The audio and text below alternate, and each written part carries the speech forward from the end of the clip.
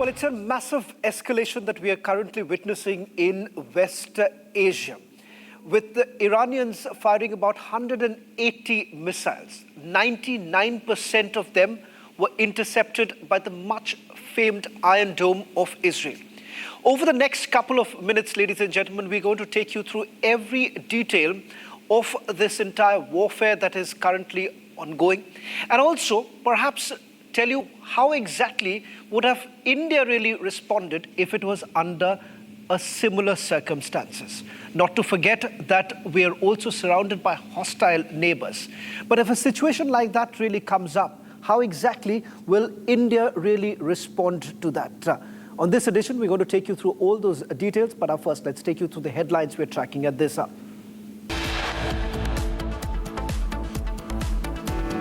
It's a fresh escalation in the Middle East war as Iran launches 181 missiles towards Israel.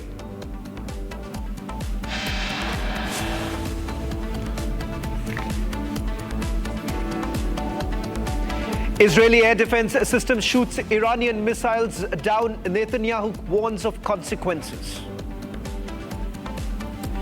Israeli defense forces initiate fresh offensive against Gaza, targets Hamas command centers in Khan Yunis.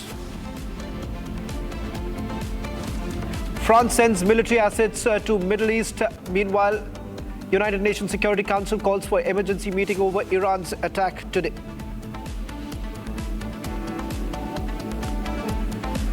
As tension simmers in the Middle East, twin attacks that were reported near the Israeli embassy in Copenhagen, probe underway. Iran launched a deadly missile barrage on Israel on Tuesday last evening. As far as in India, sending close to about 200 projectiles streaking towards the Jewish homeland. Now, the attack not only opened a new front in the ongoing conflict in West Asia, but also plunged the entire region into another Arab-Israel war. Now, going back in history, Israel has waged as many as 6 wars with its hostile Arab neighbors through the years, prevailing every time.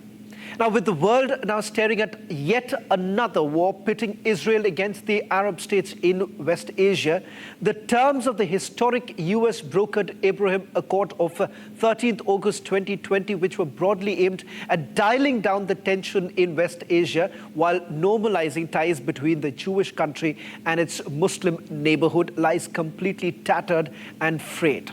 How exactly has Israel defended itself? Ladies and gentlemen, we're talking about a country which has been surrounded by hostile neighbors. And the fact of the matter is that 7th of October is something that Israel is unwilling to forgive and forget. Take a look at this report. Iran's major escalation on the West Asian war, after it sent close to 200 ballistic missiles screaming into the Israeli airspace, has effectively put the region in the throes of another Arab-Israel war. With Israel vowing to bring down the full wrath of its forces on Iran in its first response to the missile strikes, it is only a matter of time before another war pitting the Jewish nation against the hostile Arab neighbors breaks out. Israel has historically waged many wars with the Arab states, most notably in 1948-49, 1956, 1967, 1973, 1982 and 2006. The first Arab-Israel war was followed by the historic UN vote to split the British Mandate of Palestine into 2 separate Jewish and Arab states. The historic move led to the creation of Israel and drew the first Jews into a direct confrontation with the Arab states, starting with the ambush of a bus ferrying Jewish passengers from Netanya to Jerusalem on November 30th, 1947. In all the wars that followed pitting Israel against its Arab neighbors, the Jewish nation prevailed. As a fresh Arab-Israel war looms, the terms of the landmark Abraham Accords signed in 2020 have effectively gone up in smoke. Brokered famously by the United States, the accords were aimed at normalizing ties between Israel and its Arab neighbors. The Abraham Accords declaration stressed efforts to promote interfaith and intercultural dialogue to advance a culture of peace in the region. I have a message for the tyrants of Tehran. If you strike us, we will strike you. There is no place in Iran that the long arm of Israel cannot reach. And that's true of the entire Middle East. While Israeli Prime Minister Benjamin Netanyahu claimed his country to be the leading in the ongoing war, it now remains to be seen if the entry of Iran in the conflict alters the course. Well, in fact, what crossed everyone's mind late last night was that while this is happening in Israel, where you've seen a barrage of missiles being fired from northern Iran, this was the ballistic missiles that were fired by Iran, 180 missiles that were fired. What we saw over the next few hours was that it was being intercepted, so much so 99.9% of the missiles were intercepted. Few direct hits certainly took place, but not a single casualty that has taken place. Ladies and gentlemen, put this into context as far as India is concerned. Let's now take you through, if at all, India has to actually overcome or thwart any such missile attack that takes place in the future. Not to forget that we've had hostile neighbors with whom we perhaps cannot really rely upon. How exactly has India really prepared? Remember, as far as India's program is concerned, the air defense system, it is far more secretive in nature. But having said that, there are a few things that have been put out in public domain by the Ministry of Defense. How exactly are we going to thwart a similar sort of a missile attack, if at all it takes place? Let's begin with the S-400. Remember the S-400, the famed anti-air defense system that was brought in on your screens right now that can counter the ballistic missiles and aircraft and drones, can engage up to targets up to 400 kilometers. Let's move to the other, Barak 8. That's a guidance systems for precision, which has a range about 150 kilometers. Now that too is again not an indigenous product. We're going to take you through the indigenous products in a short while from now, but let's look at the other ones. Akash Air Defense System. Now that's indigenously made by the DRDO, which is a medium range, 25 to 30 kilometers is the range that it has. Let's move to the third one, Spider, which is again a medium range air defense system. About 15 to 35 kilometers is the target range. Now, of course, you also have what has been heavily relied upon, which is again an Israeli-made missile defense system, XRSAM, which has about a larger, longer range, that is about 250 kilometers range. And if you take a look at the multifunctional radars, they are once again best against high altitude threats. Agni missile, let's also take you through that. These are all indigenously built missiles. This is a surface-to-surface ballistic missile. Agni 6 up to about 11 to 12,000 kilometers range.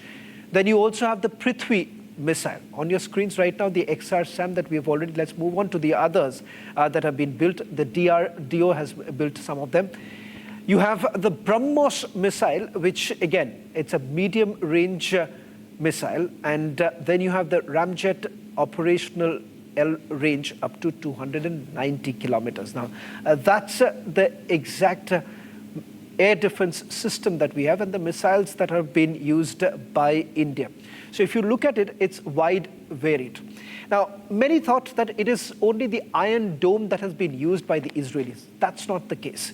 It's got layered air defense system that has actually helped Israel to thwart this unprecedented attack that has actually taken place. When I say layered, what does that mean? So what you have the Iron Dome. Apart from that, the David Sling being the other, Arrow 2 and Arrow 3. These were the other layered air defense system that the Israelis have actually used. And that is the reason why 99% of the missiles were completely thwarted by the Israelis. Now, to help us understand how exactly perhaps India is really prepared in a case, in any sort of an eventuality, Air Vice Marshal O.P. Tiwari is going to join us on this broadcast, helping us understand how exactly can we really tackle a situation like this, Air Marshal, thank you very much for speaking to Republic TV. What we have done is essentially taken much of it from the public domain with regards to our air defense system. Many were wondering late last evening that we perhaps are in no different situation. We have hostile neighbors. If at all a situation like this comes up, are we really prepared? Hey, thanks for inviting me to this channel. See, air defense. Air defense is primarily were initially designed only for the air attacks and missiles. Missiles came up later on. So initially that whenever the aircraft will approach, they will be taken on and right and be launched. Air defense was a very expensive equipment to counter them, basically to counter aircrafts. Thereafter the missiles came. Now to counter the missiles, air defense, what happened? The air defense were further updated so that more missiles can be encountered and can be destroyed. Now this during Ukrainian and Israeli warfare, you have seen that dozens, hundreds of drones are coming at a time. To counter these drones, no country has got such an efficient air defense system which can counter all the drones. Moreover, it is because the drones are very cheap equipments that are going to damage very less, whereas the air defense is a very expensive mechanism to counter missile attacks and the air attacks. The air defense, Israel was supposed to be, or still far ahead of other countries. And these equipments we have been buying from other countries. India has been buying all these from the other countries. Now India is progressing towards the Atmanirbharta, that is self-nirbharta, so that you can depend and develop our own items. And it has gone far ahead in developing our own air defense system. And at present, we are capable of taking off our adversaries who are close to our borders. Now to take on all the attacks, what? Israel is suffering from all the directions, facing from all the directions. Whether India is capable or not, India is definitely capable, but our strike rate may not be 100%. Because we are still developing stage and we are quite capable of countering two attacks from the two directions, that is China and Pakistan. And we have deployed at certain intervals and to counter entire aero profile, entire profile where the missiles or the aircraft is supposed to come. Air Vice Marshal, Mr. Tiwari, I'm sorry I have to interrupt you here. But thank you very much for putting this into perspective. I just want to also introduce our special guest who's joining us on this broadcast. Consul General Kobi Shoshani is joining us on this broadcast. Ambassador, thank you very much for speaking to Republic TV. Let me straight away begin by asking you, we're looking at an escalation from the Iranian side. Many would still ask the question whether at all Israel is going to perhaps see an end game to the war, or there would be an escalation on the part of the Israelis too.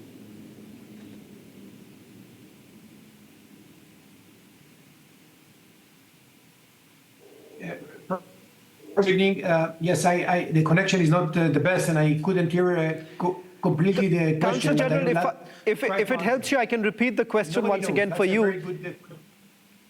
Counsel General, if that helps you, I'll just repeat the question.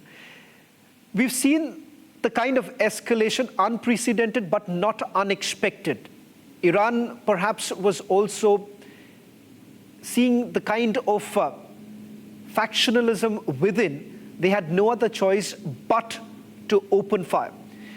Will Israel now perhaps see an end game, or we are looking at a retaliatory strike? Thank you again. Yes, I understand the question. In the beginning, I didn't hear it, but let me answer like that. Our Prime Minister make it very, very clear. Retaliation, it's out of question. It's definitely going to be. When Iran send more than or around 200 ballistic missiles towards Israel, to the cities. I have family in Israel, I have kids in Israel. In the last night, they were in a shelter. We speak about Iron Domes and of course the Arrow and David the Sling. All of them fantastic, and we have intelligence which is very, very good. Every house in Israel has a shelter, and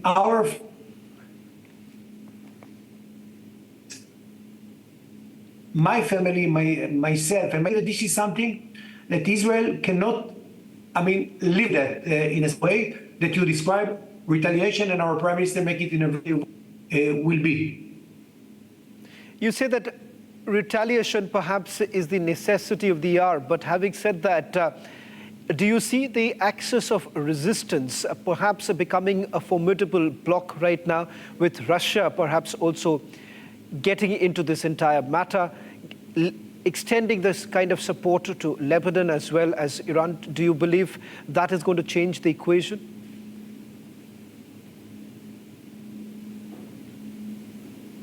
Nobody knows. It's a very good question, and I don't have the answer right now. Definitely, you can see super in this area. Everybody wants to say something about it, but right now it's a conflict that actually started Israeli civilian. They continue one day after Iran in Lebanon, Hezbollah, and afterwards with the Yemens that sent rockets and block actually the Red Sea. And now what we saw yesterday, it was dramatic evening. We have to remember that. Now, first of all, we have allies. We have a big support from the United States. We have a big support for democratic countries, and that's the most important thing. But some countries would like to change the attention of the world from their incidents in their area, and I think it's not fair. It's not fair enough, and I think that Israel should do the utmost to find out the best reaction and best action about this aggressive of the Iranian last night. Where does all this leave the Abraham Accord, Counsel General? Because what we have essentially seen, while most of your allies have strongly backed you, there is also a feeling that perhaps Israel will have to work out an end game for yourself. How do you see the Abraham Accords really, putting some amount of pressure on you? When the Iranians sent missiles to Israel, they are passing above Saudi Arabia, United Arab Emirates, Jordan. Some of the missiles were intercepted in the outer space, above countries. Of course, they don't, and they are not happy with this escalation. But definitely they understand that one day such missiles can reach them. Iran playing a very negative role in the Middle East, not from today, for many years.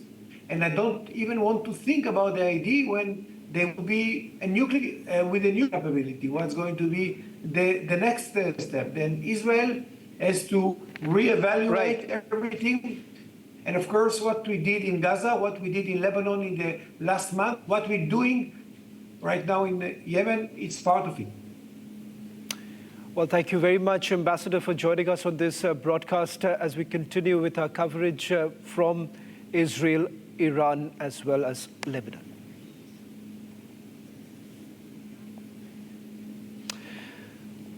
Well, in fact, as we see the situation escalating, particularly in Lebanon too, with the Iranians sending a strong message saying that if at all there is any sort of retaliation coming in from the Israelis, it is going to see a crushing defeat. Now, that has come in from the Iranians, and the Iranians essentially trying to send across a message that they are well prepared at this point in time, particularly with the backing that they have now received from the Russians.